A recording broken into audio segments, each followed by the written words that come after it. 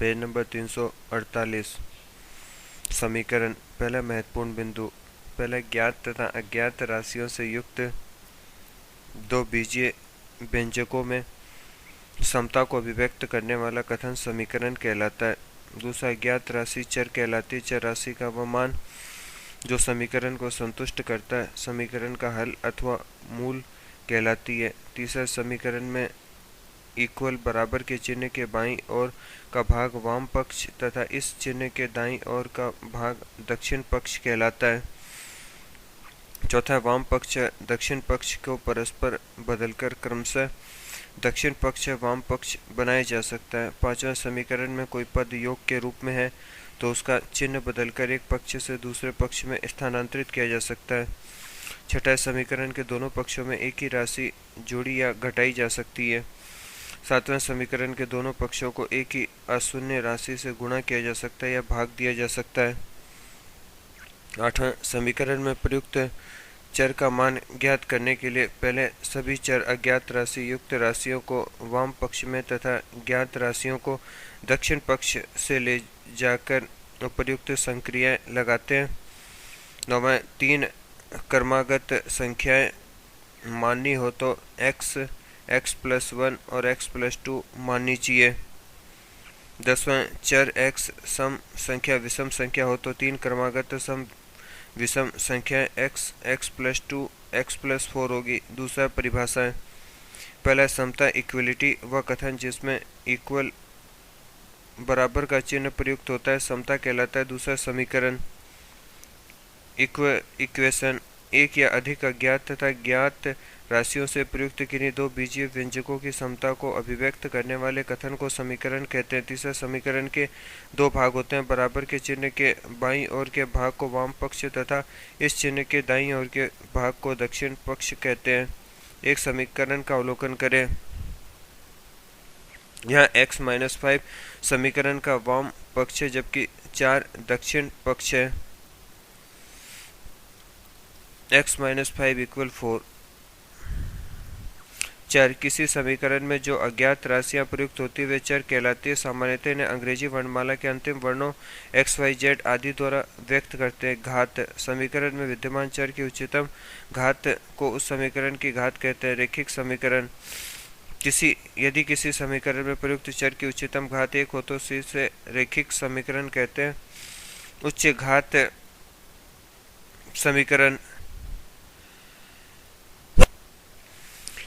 घात के अनुसार इन्हें निम्नलिखित नामों से उच्चारित किया जा सकता है। 2 घात बराबर द्विघात, 3 घात बराबर त्रिघात, 4 घात चतुर्थ घात इत्यादि। सरल समीकरण यदि किसी समीकरण में एक ही चर राशि हो तथा उसकी उच्चतम घात भी एक ही हो तो उसे सरल समीकरण कहते हैं। 5x+4 = 24 में एक चर है तथा इसकी घात 1 है अतः यह सरल समीकरण है। x की घात 2 + 4y = 5 में चर की घात 2 है अतः द्विघात समीकरण। x की घात 3 + 2x² + 7x + 1 = 0 में चर की घात 3 है अतः यह त्रिघात समीकरण है। चौथा, समीकरण के हल अथवा मूल किसी समीकरण में प्रयुक्त चर का वह मान जिसे चर के स्थान पर रखने पर समीकरण संतुष्ट होता है अर्थात समीकरण के वाम तथा दक्षिण पक्ष समान होते हैं उस समीकरण का हल अथवा मूल कहलाता है। सरल समीकरण को हल करने के लिए निम्नलिखित नियमों का उपयोग कर सकते हैं। पहला, समान संख्या को समीकरण के दोनों पक्षों में जोड़ने अथवा घटाने पर समता में कोई अंतर नहीं आता। दूसरा, समान संख्या में समीकरण दोनों पक्षों को गुणा करने पर समता में कोई अंतर नहीं आता। Page number 349। तीसरा पॉइंट है, समान अशून्य संख्या में समीकरण के दोनों पक्षों में भाग देने पर समता में कोई अंतर नहीं होता। चौथा, किसी पद के चिन्ह परिवर्तित कर उसे समीकरण के एक पक्ष से दूसरे पक्ष में ले जा सकते हैं। इस क्रिया को पक्षांतरण कहते हैं। पांचवें, यदि समीकरण ax + b बटा cx + d = k के रूप में हो तो वह वज्र गुणन द्वारा इसे सरलता से हल किया जा सकता है। इसके लिए निम्नलिखित विधि प्रयोग में लाएंगे। ax + b बटा cx + d गुणा k/1 = 1 ब्रैकेट में ax + b = k ब्रैकेट में cx + d फिर बराबर का चिन्ह ए एक्स प्लस बी ब्रैकेट में इक्वल के ब्रैकेट में सी एक्स प्लस डी, जिसमें एक पक्ष में हर को दूसरे पक्ष के अंश से गुना किया जाता है। या इस तथ्य को ध्यान में रखेंगे कि हर की संख्या संपूर्ण दक्षिण वाम पक्ष की होनी चाहिए। यदि दक्षिण वाम पक्ष में कोई पद अलग अलग भिन्न के रूप में हो तो वो वज्र गुणन नहीं होगा। जैसे x बटा 3 माइनस 2 बराबर 5 से वज्र गुणन करने से x माइनस 2 इक्वल 3 इंटू 5 लिखना त्रुटिपूर्ण होगा। इसके स्थान पर पहले वाम पक्ष का लघुत्तम समावर्तक लसप लेकर उसे एक भिन्न के रूप में x माइनस 6 बटा 3 लिखेंगे, तब परिवर्तित रूप होगा x माइनस 6 बटा 3 इक्वल 5 बटा 1। अब वज्र गुणन से 1 गुणा x माइनस 6 इक्वल 3 इंटू 5 लिखकर हल करेंगे। छठा, सरल समीकरण संबंधी समस्याएं। समीकरणों की सहायता से हमारे दैनिक जीवन की अनेक समस्याएं सरलता से हल की जा सकती है।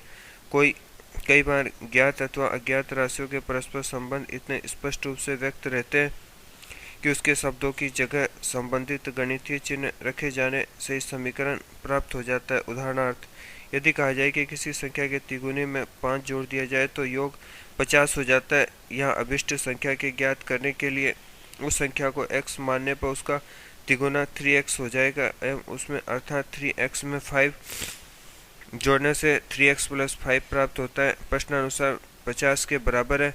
समीकरण रूप में इसे निम्नलिखित प्रकार से व्यक्त किया जाएगा: 3x plus 5 equal 50, 3x equal 50 minus 5 equal 3x equal 45, x बराबर 45 बटा 3, इसलिए x बराबर 15, अतः अभिष्ट संख्या 15 है। इस प्रकार समीकरण के माध्यम से संख्या, भिन्न आयु, कार्य, चाल, दूरी, समय, क्षेत्रफल, ज्योमेट्री, प्रतिशतता आदि से संबंधित प्रश्न सुगमता से हल किए जा सकते हैं। उदाहरण 1, समीकरण 3x प्लस 5 बटा 2x प्लस 7 बराबर 4 का हल ज्ञात कीजिए। हल: 3x प्लस 5 बटा 2x प्लस 7 बराबर 4 बटा 1। 3x plus 5 equal 4, 2x plus 7 वज्र गुणन से 3x plus 5 equal 8x plus 28 कोष्ठक हटाने पर 3x minus 8x equal 28 minus 5 पक्षांतरण से equal minus 5x equal 23x बराबर माइनस 23 बटा 5। दोनों पक्षों में माइनस 5 का भाग देने पर समीकरण दूसरा, समीकरण 0.3x प्लस 0.4 इक्वल 0.28 प्लस 1.16 को हल कीजिए। 3 बटा 10x प्लस 4 बटा 10 बराबर 28 बटा 100x प्लस 116 बटा 100। दशमलव भिन्न को साधारण भिन्न में परिवर्तित करने पर 3x प्लस 4 बटा 10 बराबर 28x प्लस 116 बटा 100। 3x प्लस 4 ब्रैकेट में इक्वल 10, 28x प्लस 116 वज्र गुणन से बराबर 10। 3x plus 4 equal 28x plus 116। दोनों पक्षों में 10 का भाग देने पर 30x plus 40 equal 28x plus 116 कोष्ठक खोलने पर 30x minus 28x equal 116 minus 40 पक्षांतरण करने से page number 350 2x equal 76x बराबर 76 बटा 2, x बराबर 38 आंसर। उदाहरण तीसरा, यदि 2x माइनस 1 बटा 3x minus 2 equal 2x plus 1 बटा 3x प्लस 2 हो तो x का मान ज्ञात कीजिए। 2x minus 1 3x plus 2 equal 2x plus 1 3x minus 2 वज्र गुणन से 6x² plus 4x minus 3x minus 2 equal 6x² minus 4x plus 3x minus 2 equal 6x² minus 4x minus 3x minus 6x² plus 4x minus 3x equal minus 2 plus 2 पक्षांतरण से equal 2x बराबर 0, x बराबर 0/2। दोनों पक्षों में 2 का भाग देने पर x बराबर 0। उदाहरण 4 11x minus 5 minus x plus 6 equal 2x plus 17। समीकरण को हल कीजिए। 11x minus 5 plus x plus 6 equal 2x plus 17। पक्षांतरण से 11x minus x minus 2x equal 17 plus 5 minus 6 equal 8x बराबर 16। x बराबर 16/8 इसलिए x बराबर 2 आंसर।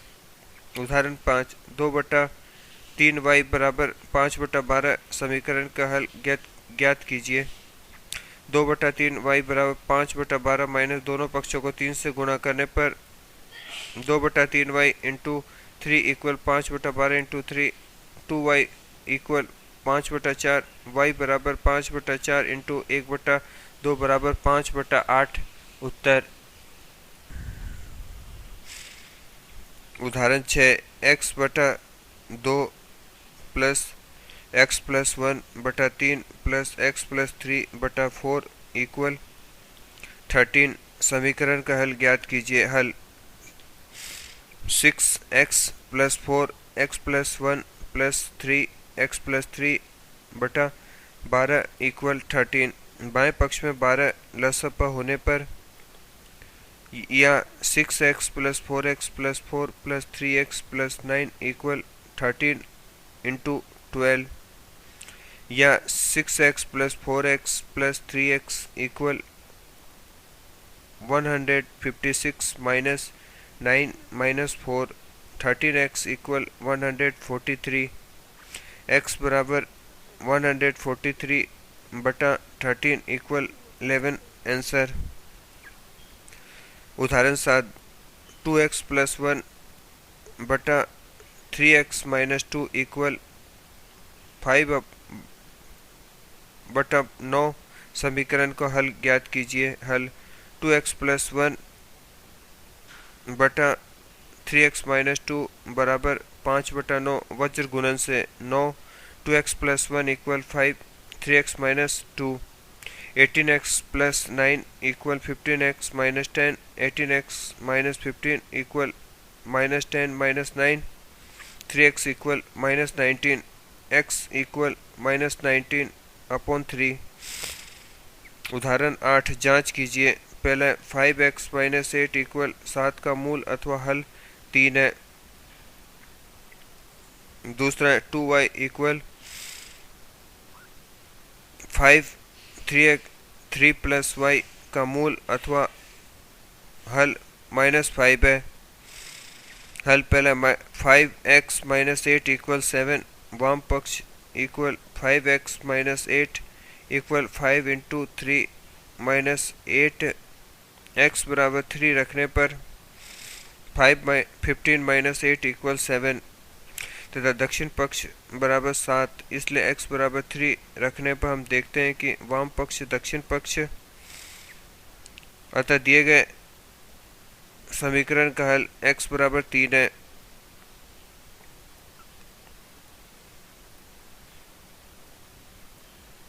दूसरा हल है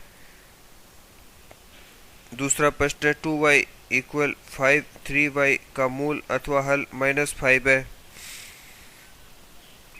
2y बराबर 5 3 प्लस y में y बराबर -5 रखने पर वाम पक्ष 2y बराबर 2 गुणा -5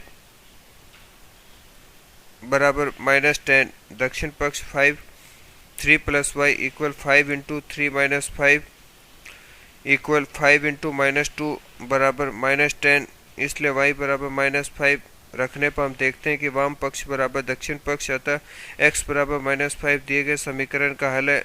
उदाहरण 9 3x -4 2 - 5x equal 7, x + 5 equal -11। समीकरण को हल कीजिए। 3x + 20 - 7x equal 35 - 11 + 8। पक्षांतरण से पेज नंबर 351। 16x बराबर 32 या x बराबर 32 बटा 16 बराबर 2। उत्तर। उदाहरण 10। x बटा 0.5 माइनस x बटा 0.05 प्लस 20x बराबर 20। समीकरणों के हल ज्ञात कीजिए। 10x बटा 5 माइनस 100x बटा 5 प्लस 20x इक्वल 20। दशमलव भिन्न को साधारण भिन्न में परिवर्तित करने पर 2x minus 20x plus 20x equal 20, 2x equal 20, इसलिए x बराबर 20/2 इक्वल 10। उदाहरण 11। 100 को ऐसे भागों में विभक्त कीजिए कि पहला भाग दूसरे का 4 गुना हो।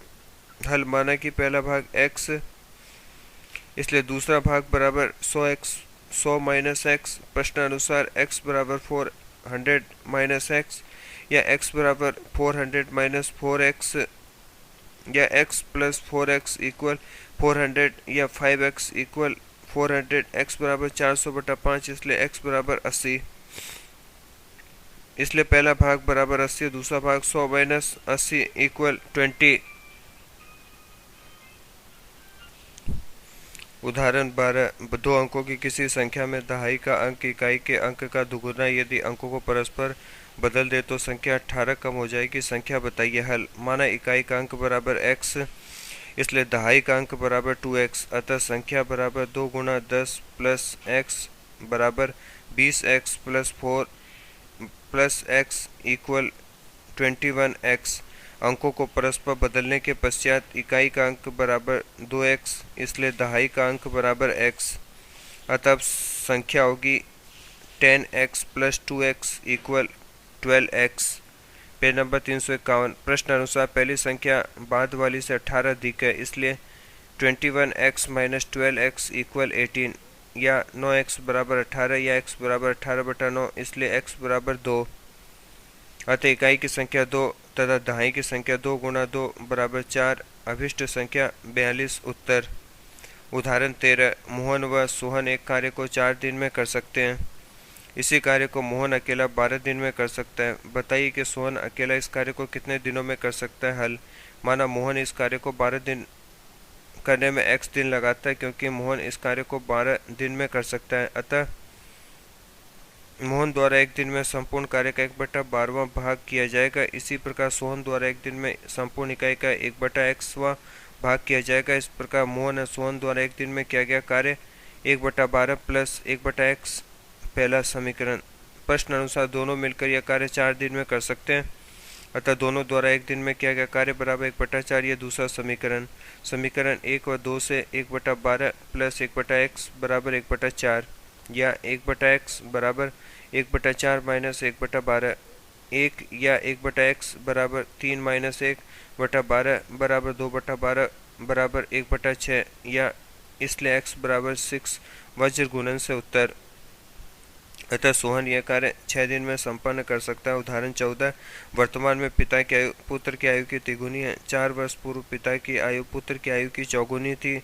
प्रत्येक की वर्तमान आयु ज्ञात कीजिए। हल। माना कि पुत्र की वर्तमान आयु x वर्ष। Page number 352। पिता की वर्तमान आयु बराबर 3x वर्ष।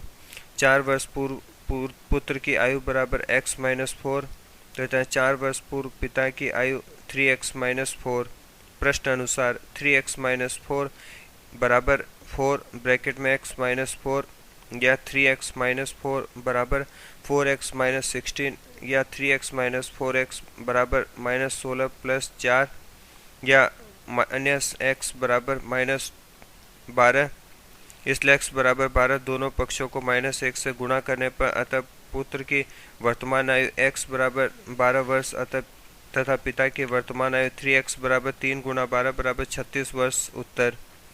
उदाहरण 15, एक प्लॉट का परिमाप 40 मीटर है। प्लॉट की लंबाई चौड़ाई से 4 मीटर अधिक है, तो प्लॉट की लंबाई व चौड़ाई ज्ञात कीजिए। हल।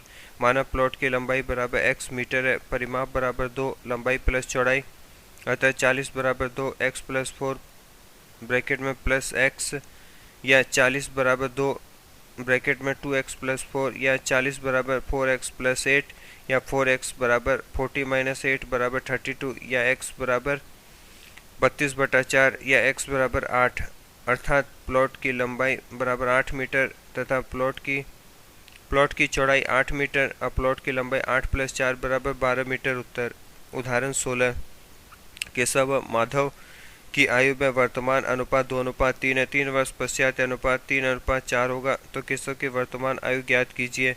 हल। माना केशव की वर्तमान आयु बराबर x, माना माधव की वर्तमान आयु बराबर y, इसलिए प्रश्न अनुसार x बटा y बराबर 2/3। 3 वर्ष पश्चात x प्लस 3 बटा y प्लस 3 बराबर 3/4। 4x प्लस 3 बराबर 3, 3/2 x प्लस 3 2, 4x प्लस 12 बराबर 9x प्लस 18, 8x प्लस 24 बराबर 9x प्लस 18 बराबर x बराबर 6 वर्ष। उदाहरण 17, किसी भिन्न का अंश हर से 2 अधिक है। यदि अंश में 4 घटा दे तो हर में 12 जोड़ दे तो दोनों दशाओं में प्राप्त भिन्न बराबर होगी। भिन्न ज्ञात कीजिए। हल। माना अंश बराबर x और हर बराबर x प्लस 2 पुनः x माइनस 4 तथा x प्लस 2 प्लस 12। प्रश्न अनुसार x माइनस 4 बटा x प्लस 2 इक्वल x बटा x plus 14। x minus 4 bracket में x प्लस 14 ब्रैकेट में बराबर x ब्रैकेट में x plus 2 x square plus 14x minus 4x minus 56 equal x square minus 2x, x square minus x square plus 14x minus 4x minus 2x बराबर 56। पक्षांतरण से 8x बराबर 56, x बराबर 56 बटा 8 बराबर 7, अतः भिन्न बराबर 7/7 प्लस 2 बराबर 7/9। उत्तर। उदाहरण 18, अनुराधा अपने पिता से 19 वर्ष छोटी है। 5 वर्ष पश्चात उसकी आयु में 2:3 का अनुपात हो, तो उनकी वर्तमान आयु ज्ञात कीजिए। हल। माना अनुराधा की आयु x वर्ष है, पिता की आयु x प्लस 19 वर्ष। 5 वर्ष पश्चात दोनों की आयु x प्लस 5 व x प्लस 19 प्लस 5 वर्ष। प्रश्न अनुसार x प्लस 5 अनुपात x प्लस 24 समानुपात x अनुपात 2:3 है।